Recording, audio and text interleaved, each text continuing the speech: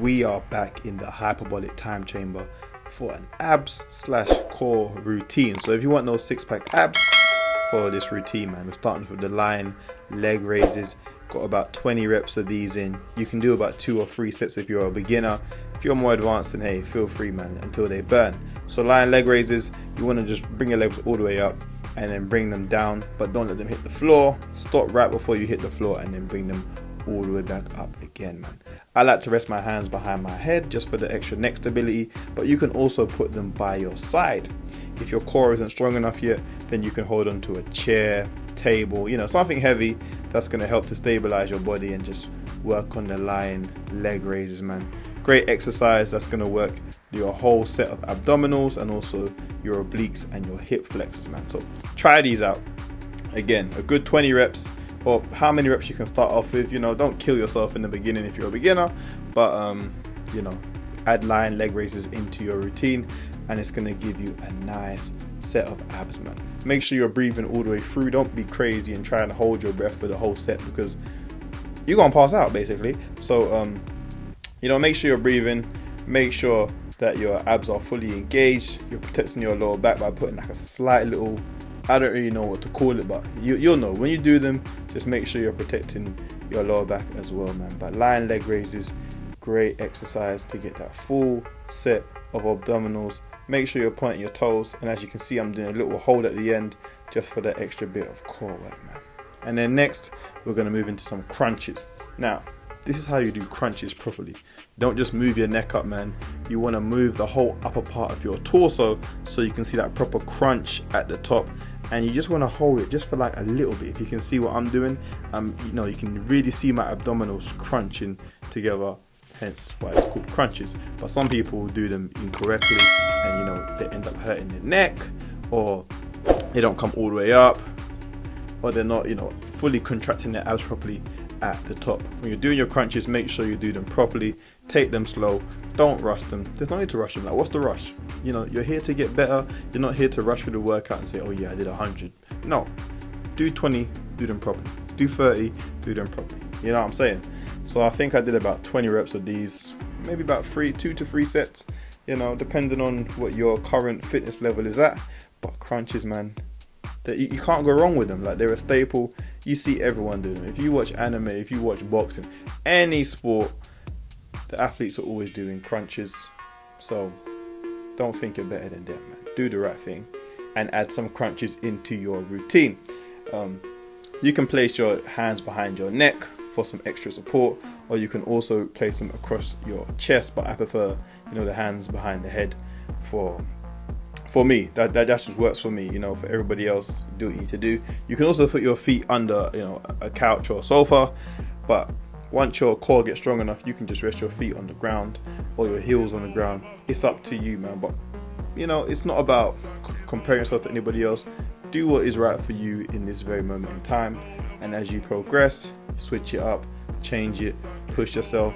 That's all it was about at the end of the day, pushing yourself to reach that next level, man. And then we got some flutter kicks. Now these are really great for the lower abdominals. The more you flutter, the better your abs are going to get, basically, at the end of the day.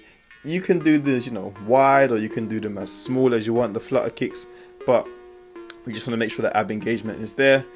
Point your toes. That really helps as well, pointing your toes and knees. Again, you can rest your hand behind your head. You can put them by your side. It's really up to you. Whatever feels comfortable for you, do that. Do you know what I'm saying? There is no one size fits all, as I've said in many a video, man. Do what feels right for you at the end of the day. And then we've got some toe touches. I don't really know if these are called toe touches, but I like to call them toe touches, man.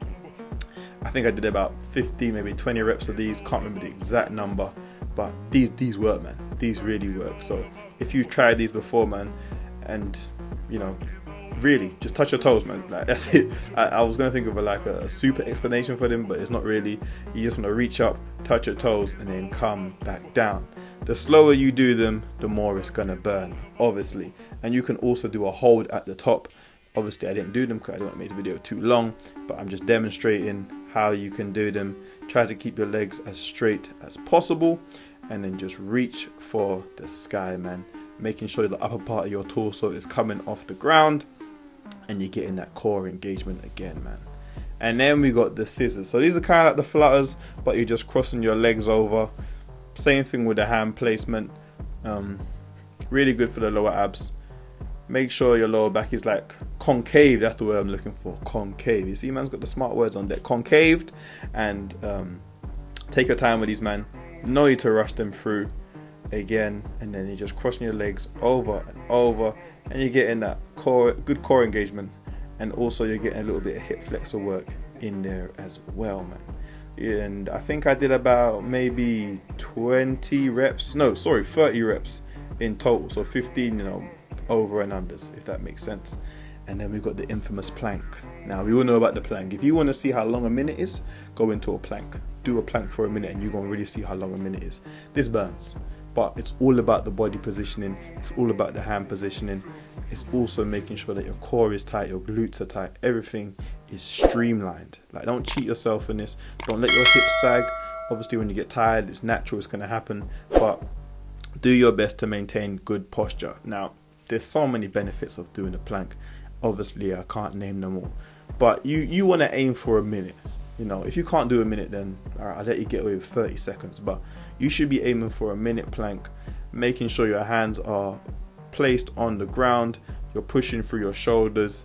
Your elbows are stacked. Your shoulders are stacked on top of your elbows.